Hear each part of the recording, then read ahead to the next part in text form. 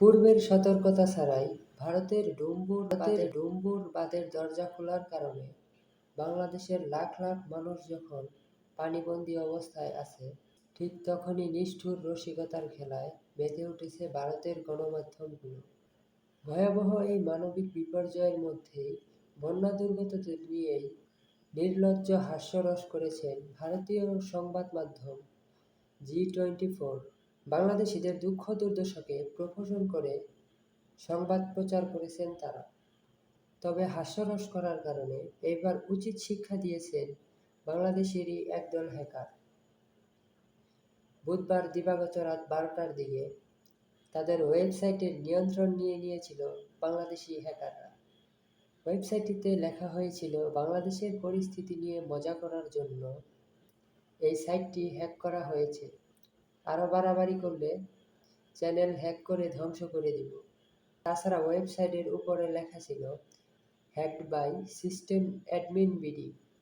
ওয়েবসাইটটিতে লেখা হয়েছিল, ভারত ছাড়ল জল, হাবুডুবু খেতে খেতে বাংলাদেশের কাতর আর্জি। এই শিরোনামের একটি স্ক্রিনশটও ওয়েবসাইটটিতে যুক্ত করা রয়েছে। ভারতের ত্রিপুরার ডুম্বুর রাজ্যের দরজা খুলে দেওয়ার কারণে ভয়াবহ বন্যার বিপর্যয়ের মুখে পড়েছে বাংলাদেশ। সবশেষ 1993 সালে, অর্থাৎ 31 বছর আগে খোলা হয়েছিল এই বাঁধটি।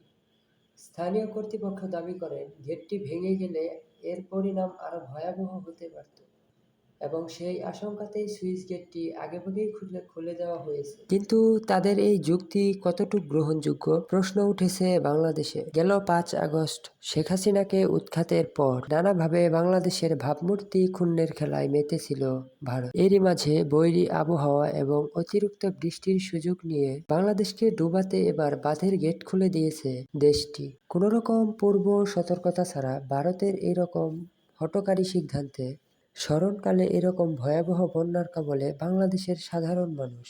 লাখ লাখ মানুষের এখন পরিণতি আশ্রয় কেন্দ্রে এবং বিভিন্ন সরকারি বেসরকারি নানান জায়গায়। পূর্ব সতর্কতা না থাকায় মানুষের মধ্যে কোনো রকম প্রস্তুতি ছিল না। নিদারুণ কষ্টেই মানুষ দিন কাটাচ্ছে এখন। বাংলাদেশের মানুষের এমন অসহায়ত্বের সুযোগ নিয়ে ঘৃণ্য মজায় মেতেছে ভারতীয় মিডিয়াগুলো। সাধারণ মানুষের এই কষ্টের সময় তাদের বর্বরতা দেখে রীতিমতো হতবাক হয়েছে বাংলাদেশের মানুষ। এরই মধ্যে ডুবেছে বাংলাদেশের ফেনী, কুমিল্লা, নোয়াখালী সহ 8টি জেলা।